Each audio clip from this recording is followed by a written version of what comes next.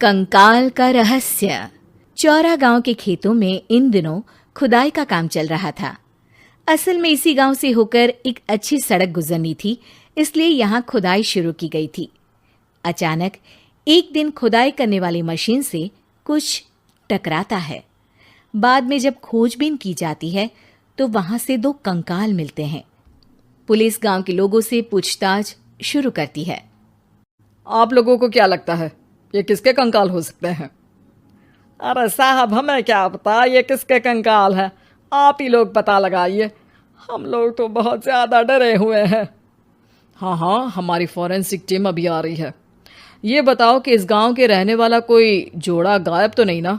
क्योंकि शुरुआती जांच में तो ये बात सामने आ रही है कि एक कंकाल किसी पुरुष का है तो एक किसी महिला का। साहब, हमें तो बहुत डर लग रहा है। ऐसे कंकाल मिलने का मतलब गांव के आसपास ही किसी की हत्या हुई है या फिर किसी को जलाकर मार डाला गया है। हाँ साहब, हम अपने परिवार को लेकर बहुत ही ज्यादा परेशान हैं। देखिए, आप लोगों की परेशानी हम समझ सकते हैं, लेकिन आप लोगों को पुलिस का सहयोग करना होगा, क्योंकि आपके सहयोग के बगैर हम ये पता नहीं लगा सकते हैं कि आखिर ये किसके कंकाल है और इनकी हत्या किसने की। ठीक है साहब, गांव के लोग आपका पूरा सहयोग करेंगे। हाँ साहब, पूरा सहयोग करेंगे। तो फिर ठीक है, हम अपनी जांच शुरू कर देते हैं। कुछ दिन बाद जांच रिपोर्ट आ जाती है। पता चलता है कि ये कंकाल करीब 20 साल पुराने हैं, यानी 20 साल पहले किसी जोड़े की हत्या कर शव को यहाँ पर दबा दिया गया था। इंस्पेक्टर राघव, ये बताओ कि 20 साल पहले की मर्डर मिस्ट्री क्या आप सुलझ सकती है? हाँ सर, क्यों नहीं। लेकिन अब सबूत और गवाह काफी मिट गए होंगे। मुश्किल तो होगी, लेकिन शायद किसी परिवार को इंसाफ मिल सके। इंस्पेक्टर राघव, आप बिल्कुल सही कह रहे हैं। किसी परिवार को तो इंसाफ मिलेगा ही और किसी को उसके किए की सजा भी मिलेगी। जी सर, मैंने तो जांच शुरू भी कर दी है। 20 साल पहले इस गांव के 2 जोड़े अचानक कहीं गायब हो गए थे। मैंने दोनों ही परिवारों के बाकी के सदस्यों से बातचीत शुरू की तो उन्होंने बताया कि उनके बच्चे शहर गए थे, लेकिन आज तक वापस नहीं लौटे हैं। लेकिन ये दोनों शव किस परिवार के सदस्यों के हैं, ये कैसे पता चल सकेगा? सर, मैंने डीएनए टेस्ट करवा लिया है। आज शाम तक इसकी रिपोर्ट भी आ जाएगी। अच्छा, ठीक है। उसी शाम को सर, डीएनए रिपोर्ट के मुताबिक ये दोनों ही लाशें चौरा गांव के रहने वाले प्रधान सुल्तान सिंह के बेटे और बहू की है। लेकिन इनकी हत्याएं किसने की है, ये कैसे पता लगेगा? इसी का तो पता लगाने की कोशिश में जुटा हूं सर। आज सुल्तान सिंह से मिलने भी जा रहा हूं। मेरा बेटा और बहू तो मेरे लिए सिर्फ यादों में ही रह गए थे।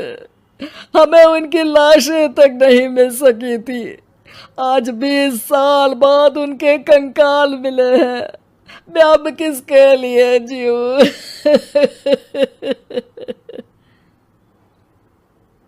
लेकिन सर, क्या आपकी किसी से कोई दुश्मनी थी? अपने बेटे बहू की हत्या के लिए आप किसे जिम्मेदार मान रहे हैं?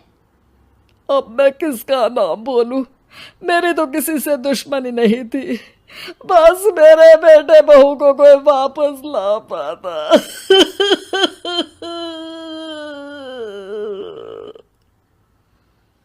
इसके बाद सुल्तान सिंह फूट फूट कर रोना शुरू कर देते हैं। सर, अब आप इनका अंतिम संस्कार करवा सकते हैं। कम से कम इनका शरीर ना सही, इनका कंकाल तो आपको मिला है। लेकिन हाँ, अगर आपको कुछ भी याद आए तो ज़रूर बताइएगा। मेरी तो बेटा अब उम्र हो गई है, लेकिन मेरे बेटे और बहू के हत्यारों का ज़रूर पता लगाइएगा, क्योंकि जब तक हत्यारे पकड़े नहीं जाएंगे मेरा मन नहीं मानेगा। सर, हमारी पूरी कोशिश रहेगी हत्यारे को पकड़ने की। लेकिन एक बात बताइए, उस वक्त आपको किस पर शक गया था? उस वक्त मेरे एक ड्राइवर को पकड़ा गया था, लेकिन सबूतों के अभाव में उसे छोड़ दिया गया था। अच्छा, और ड्राइवर पर कैसे शक हुआ था? क्योंकि उस दिन ड्राइवर छुट्टी पर था। उस समय लेकिन लाश क्यों नहीं मिल सकी थी? उस वक्त पुलिस ने बहुत कोशिश की थी, लेकिन दोनों की डेड बॉडी नहीं मिल सकी थी। ठीक है, हमारी तफ्तीश चल रही है, मैं फिर आऊंगा। इसके बाद इंस्पेक्टर वहां से चला जाता है और सुल्तान सिंह अपने बेटे और बहू की याद में खो जाते हैं। कुछ दिन बाद सुल्तान सर, एक बात बताइए, जब आपके बेटे बहू की हत्या हुई थी, उसी के आसपास आपके ही गांव का रहने वाला एक और जोड़ा उसी वक्त गायब हो गया था ना? हाँ सर, अलका और अभिषेक, वो भी मेरे बच्चों जैसे ही थे। तो फिर वो कहाँ है? उनका भी आज तक पता नहीं चल सका, लेकिन बताते हैं कि कुछ साल पहले अभिषेक को गांव के ही किसी आदमी ने मुंबई में देखा था, लेकिन फिर वो गायब हो गया। यानी अभिषेक और अलका की हत्या नहीं हुई थी, बल्कि उन्होंने किसी वजह से खुद ही गांव छोड़ दिया था। हाँ, हो सकता है, क्योंकि अभिषेक मेरे बेटे संतोष का अच्छा दोस्त था और उसका मेरे घर भी आना जाना लगा रहता था। हो सकता है कि उसने मेरे बेटे और बहू के बारे में सुन लिया हो और ये गांव छोड़ दिया हो सकता है। उनके परिवार का कोई अब नहीं रहता क्या इस गांव में? अब तो कोई नहीं रहता। एक चाचा थे, लेकिन उन्होंने भी अपना पुश्तैनी मकान बेच दिया है। वो भी अब कहीं शहर में ही बस गए हैं। ओह, अभिषेक और अलका के बारे में भी पता लगाना होगा। हो सकता है कि वही इस हत्या के बारे में कुछ बता सके। हो तो सकता है, लेकिन वो बेचारे तो खुद ही वक्त के मारे थे, वो क्या बताएंगे। फिर भी सर, जब केस दोबारा खुला है तो जांच तो करनी ही पड़ेगी, और इस बार तो लाशें भी बरामद हुई है। कुछ दिन तक लगातार तफ्तीश चलती रही। एक दिन थाने से सुल्तान सिंह को फोन आता है। हाँ, कौन बोल रहा है? सर, मैं कांस्टेबल तुलाराम बोल रहा हूँ थाने से। आपको थाने आना पड़ेगा। थाने? लेकिन क्यों? सर, किसी की पहचान करवानी है। अच्छा ठीक है, मैं दोपहर तक पहुंचता हूँ। सुल्तान सिंह दोपहर में थाने पहुंचता है। कई पुलिस के अधिकारी वहां मौजूद रहते हैं। सर, आपके बेटे की हत्या का रहस्य आज शायद सुलझ जाए। अच्छा इंस्पेक्टर राघव, पर वो कैसे? सर, उस आदमी को देखिए, क्या वही अभिषेक है? सुल्तान सिंह की आंखों में हैरानी से आंसू आ जाते हैं। हाँ सर, यही अभिषेक है। ये आपको कहाँ से मिला? सिर्फ अभिषेक ही नहीं, बल्कि इसकी पत्नी अलका भी इसके साथ है। मैडम, जरा अभिषेक की पत्नी को लाइए। जैसे ही अलका को पेश किया जाता है, सुल्तान सिंह जमीन पर गिर जाते हैं। सुल्तान सर, क्या हुआ आपको? आप अलका को देखकर गिर क्यों गए? सुल्तान सिंह सर पकड़कर बैठ जाते हैं।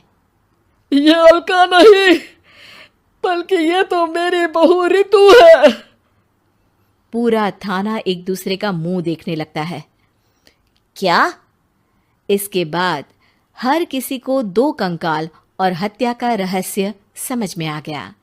अभिषेक और रितु ने मिलकर संतोष और अलका की हत्या की थी और लाश को जमीन के नीचे दबा दिया था। आज 20 साल बाद इस हत्या का रहस्य खुल सका था कि अवैध प्रेम संबंध में 2 मासूमों की जान गई थी।